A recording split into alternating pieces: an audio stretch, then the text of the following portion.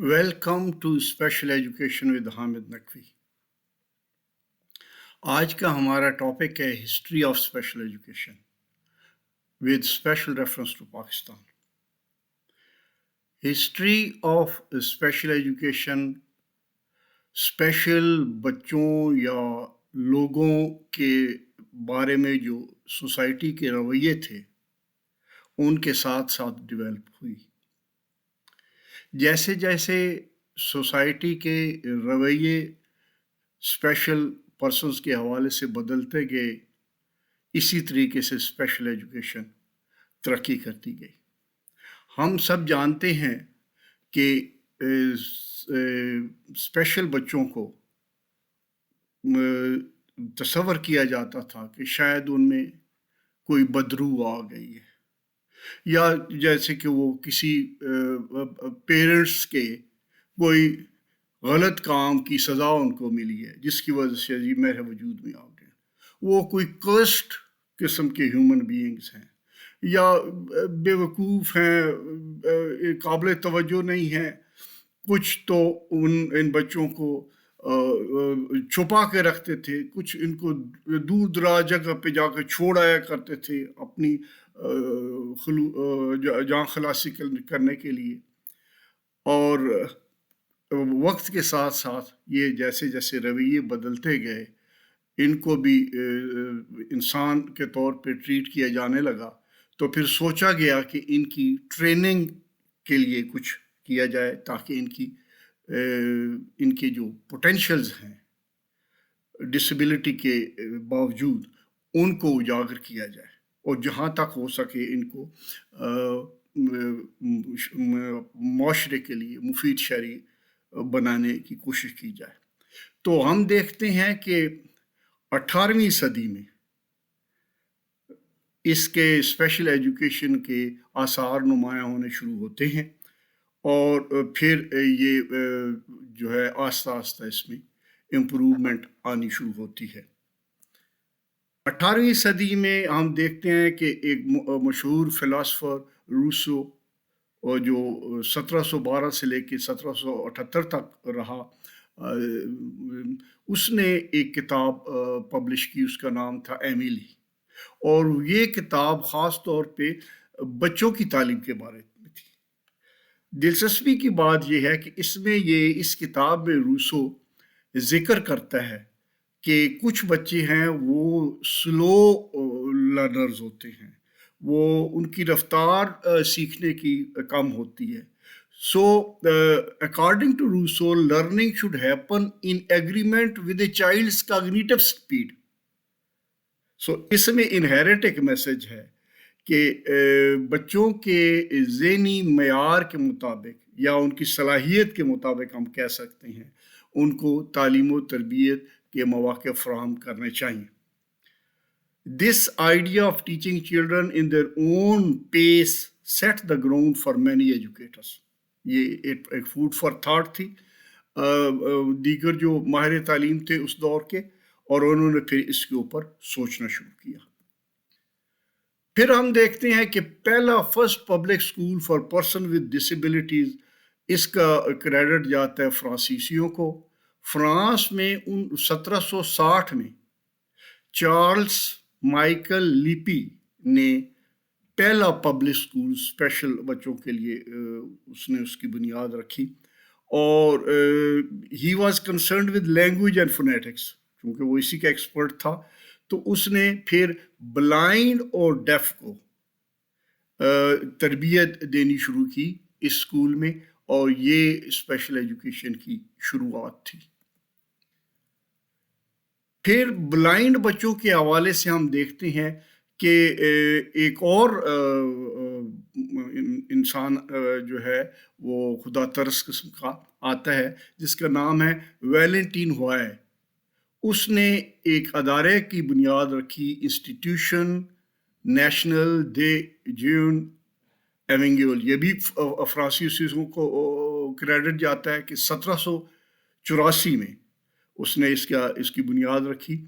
And using these methods, Hoy was able to educate a blind boy اس نے ایک blind بچے کی تربیت کی اور وہ اس حد تک اس نے ایجوکیٹ کیا، اس قابل بنایا کہ اسی ادارے میں وہ بعد میں ٹیچر کے طور پہ کام کرتا رہا. تو یہ بڑی ایک پیش رفت تھی. پھر 19ویں صدی میں ہم داخل جب ہوتے ہیں تو ہم دیکھتے ہیں کہ اسپیشل ایجوکیشن میں دو بڑے نام ہیں، تھامس گالاڈٹ اور سیمول ہوئے.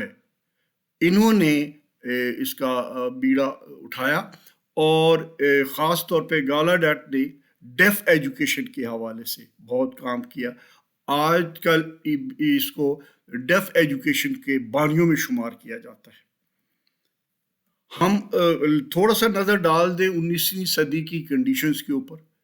19ویں صدی میں جو یورپ جو ہے وہ ایک پاسا پلٹ رہا تھا صنعتی پوائنٹ آف ویو سے. وہ ڈارک ایجز سے نکل کے روشن جو ہے نا صدیوں میں داخل ہو رہا تھا. تو ان دنوں میں جو لٹریچر کسی بھی زمانے کا اس زمانے کے حالات کو ریفلیکٹ کرتا ہے، تو ہم انگلش لٹریچر کے ناول کے بڑے نام چارلس ڈکن کا لٹریچر جب دیکھتے ہیں تو ہم اس میں یہ خاص طور پہ غریب بستیوں کا ذکر کرتا ہے، پاورٹی اسٹرکن مفلس لوگوں کا ذکر کرتا ہے. پھر وہ جو ہے وہ جھگیوں کے حالات بیان کرتا ہے، اور ساتھ ساتھ وہ جو ان پریویلیجڈ کلاس ہے جس میں یہ ڈسیبلڈ لوگ بھی ہیں، ان کی بھی وہ ذکر کرتا ہے کہ کس سالی حالات میں گزر رہے تھے. اس کے دو بڑے ناولوں میں سے ایک بلیک ہاؤس اور لٹل ڈورٹ یہ اس کی عکاسی کرتے ہیں. جو اس زمانے کے لٹریچر والے مین آف لٹریچر وہ حالات کو بیان کر کے پھر سوچ کے دھارے کو بدلتے نظر آتے ہیں ہمیں. یورپ میں پھر ہم دیکھتے ہیں کچھ تبدیلی کی ہوا چلنے لگتی ہے اور کچھ اسپیشل اسکولوں کی ریت پڑتی ہے اور ریفارمز ہونی شروع ہوتی ہیں، اور جو ہے through out the mid half of 20th century special schools were not only accepted but encouraged. یہ اب مین تبدیلی ہمیں دیکھنے میں ملتی ہے.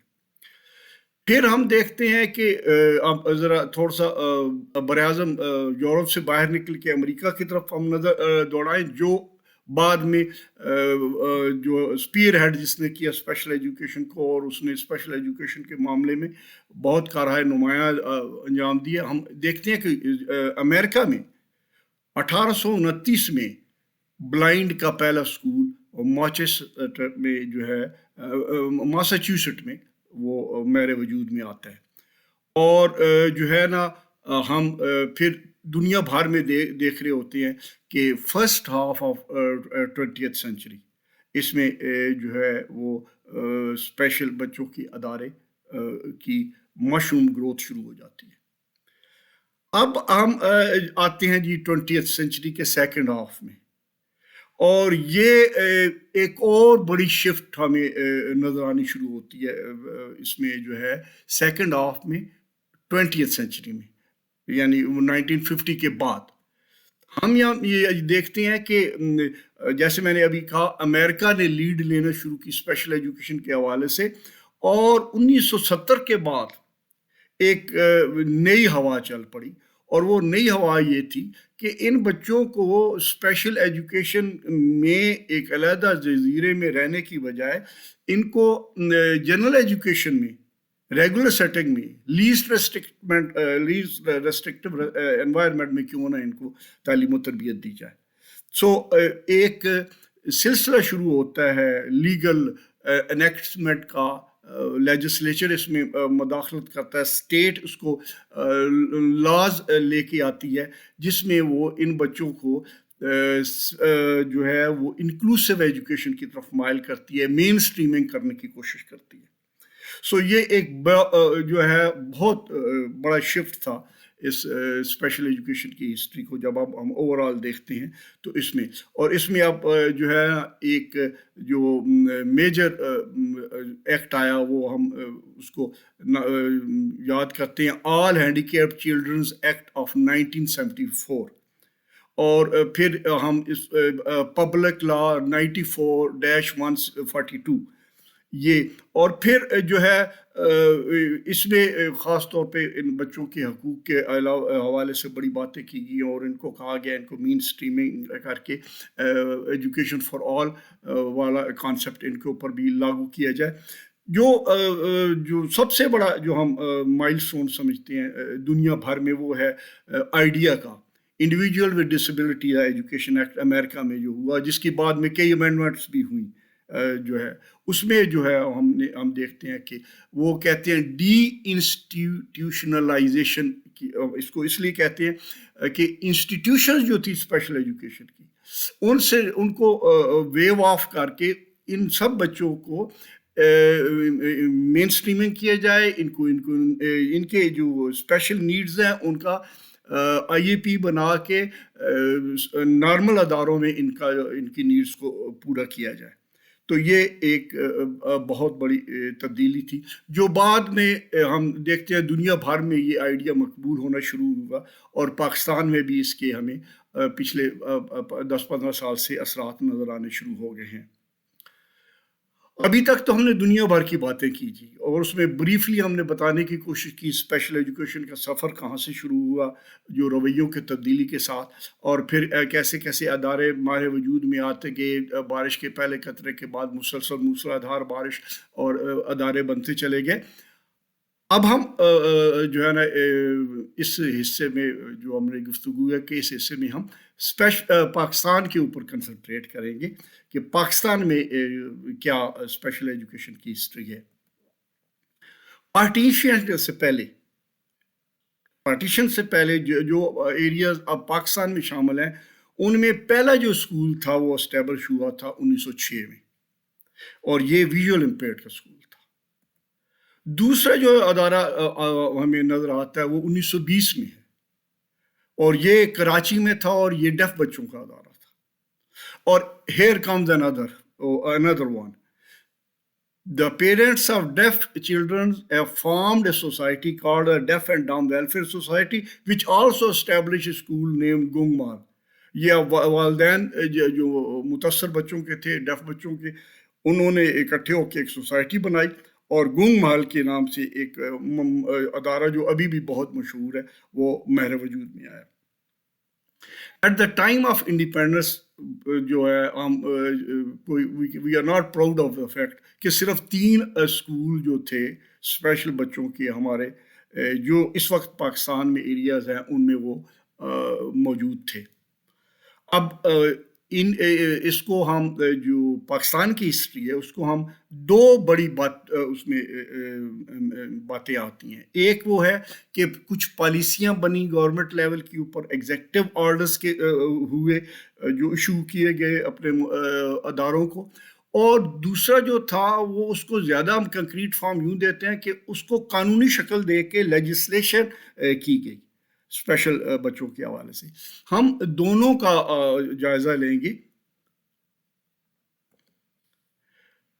پہلے ہم دیکھتے ہیں کہ جو ہے انفارچونیٹلی جو پہلے جو 1947 سے لے کے 1970 تک ہم کہہ سکتے ہیں وہ جو دور تھا، اس میں زیادہ جو ہے وہ لپ سروس تھی، اور اس کا ثبوت یہ ہے کہ پہلا جو ہمارا اکنامک پلان تھا 5 ایئرز کا، 5 سالہ منصوبہ جو تھا اقتصادی، وہ 1955 سے 60 تھا، دوسرا تھا 60 سے 65، اور تیسرا تھا 65 سے 70۔ سو پہلے 3 ہم لپ سروس اس کو یوں کہہ رہے ہیں کہ ان پلان میں ہم دیکھ لیں کہ کتنی رقم اسپیشل اداروں کے لیے، یہ اسپیشل پرسنس کے لیے مختص کی گئی، اس سے ہمیں اندازہ ہو سکتا ہے کہ کیا ایکٹیویٹی ہوئی اسپیشل ایجوکیشن میں۔ جو ہم انفارچونیٹلی اگر دیکھیں تو ایون کروڑوں میں بھی نہیں تھا، لاکھوں میں تھی یہ بجٹ جو ہے نا مختلف سالوں کے جو ہم پہلے 3-5 سالہ منصوبوں میں دیکھتے ہیں۔ سو پہلی جو رپورٹ 1959 میں report of the commission of national education چھپی، وہ پہلا فارمل سٹیپ تھا جس میں اسپیشل ایجوکیشن کا ذکر ہوا، اور یہ report the commission focused on the education and rehabilitation of special children. یہ جو رپورٹ تھی کمیشن آف نیشنل ایجوکیشن کی، اس نے باضابطہ طور پہ اس کے لیے رپورٹ میں ایک حصہ مختص کیا جس میں اس کے انہوں نے ذکر کیا، اب اسپیشل ایجوکیشن کی اہمیت بیان کی، اسپیشل پرسنز کی فلاح و بہبود کے طریقے جو ہے نا سجیسٹ کیے اور ان کی ریہیبلیٹیشن پہ زور دیا. اسی 1959 کمیشن کی رپورٹ میں it was recommended that the individuals may be equipped to earn his own living and trained to live cheerfully within the limits of. اس میں یہ ریکمنڈیشن تھی کہ ان لوگوں کو اتنی جو ہے وہ ٹریننگ مہیا کی جائے کہ یہ اپنے پاؤں پہ کھڑے ہو جائیں اور اپنی جو ہے روزگار اس کو حاصل کر سکیں، اپنی زندگی خود کفیل ہو سکیں اور جو ہے نا اپنی زندگی اپنے لمٹس کے اندر خوشی سے بسر کریں. اسی کمیشن کی رپورٹ میں 1955 کی رپورٹ میں the responsibility of society for the education and other care of these children was highlighted. یہ بھی کہا گیا کہ یہ سراسر حکومت کی ذمہ داری نہیں ہے، کمیونٹی کو بھی، این جی اوز کو بھی میدان میں اترنا چاہیے، اس فیلڈ میں ان کو اپنا حصہ ڈالنا چاہیے. پھر ہم دیکھتے ہیں جی کہ اس مین پالیسی کے بعد 1972 جب ہماری ایسٹ پاکستان سے جدا ہو چکا تھا، ہم ویسٹ پاکستان جو ہے نا وہ نیا پاکستان، ہم اس کو جو ہے نا وہ نئی شکل میں سامنے آیا. تو اس میں جو ایجوکیشن پالیسی تھی وہ ایجوکیشن پالیسی کیا رہی ان سالوں میں. In the education policy 1972-80, arrangement for special education of handicapped children were planned to make by opening new institution and strengthening the existing one. جو موجودہ تھی انسٹیٹیوشن ان کو ان کی امپرومنٹ کے لیے بجٹ ایلوکیشنز ہوئیں، ان کو بہتر بنانے کی کوشش کی گئی اور نئی انسٹیٹیوشنز کے لیے PC1 اپروو کیے گئے تاکہ بچوں کو زیادہ سے زیادہ بچوں کو لوپ ان کیا جا سکے جو اسپیشل بچے اویلیبل ہیں اور ان کو ایڈمیشن کی ضرورت ہے. اچھا، اس میں جو ایک لینڈ مارک جو بہت بڑا آیا وہ تھا 1979 national education policy and implementation program. اب اس پالیسی کے تحت اب جو 1979 ہے، in the policy statement, education, treatment, institutional care and rehabilitation of handicapped was stated important moral and religious obligation as a nation. جو ہر پالیسی کا ایک ابتدائی حصہ ہوتا ہے کہ انہوں نے کہا کہ جی اسپیشل ایجوکیشن، ان بچوں کی ٹریٹمنٹ اور ان کی انسٹیٹیوشنز میں کیئر اور بعد میں سوسائٹی میں ریہیبلیٹیشن وہ بہت اہم ہے اور ہم سب کی اخلاقی اور مذہبی ذمہ داری ہے بطور قوم. اسی پالیسی میں 1979 میں according to the policy the handicapped citizen should be so rehabilitated as to enable them to enter the mainstream of national life. یہ بھی آپ کہہ سکتے ہیں پارشلی باقی پالیسیز میں ذکر ہوتا رہا کہ ان جو معذور افراد ہیں ان کو اس طرح ان کو ریہیبلیٹیٹ کیا جائے کہ وہ جو ہے اہم شہری بن سکیں اور مفید شہری بن سکیں.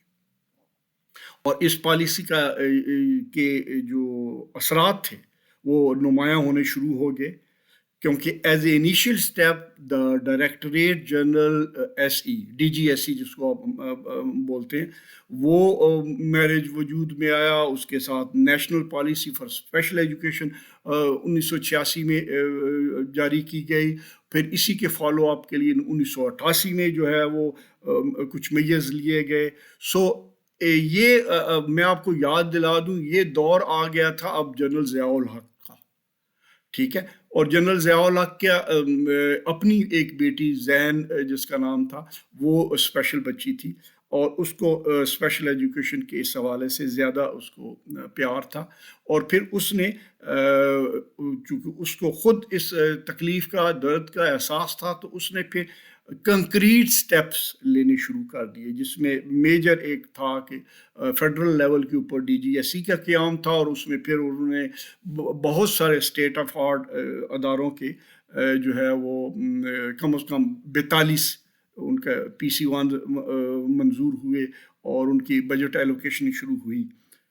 تو یہ ایک قسم کا یہ جو پیریڈ تھا یہ لینڈ مارک پیریڈ تھا.